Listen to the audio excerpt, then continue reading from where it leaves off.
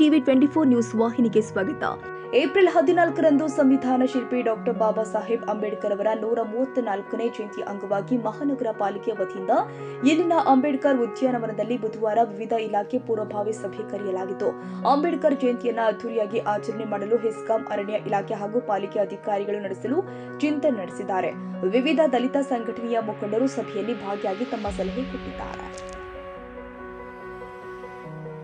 ಕನ್ನಡಿಗರ ಮೆಚ್ಚಿನ ನಿಮ್ಮ ಟಿವಿ 24 ಕನ್ನಡ ನ್ಯೂಸ್ ವಾಹಿನಿ ಇದೀಗ ಟಿವಿಯಲ್ಲಿ ಲಭ್ಯ.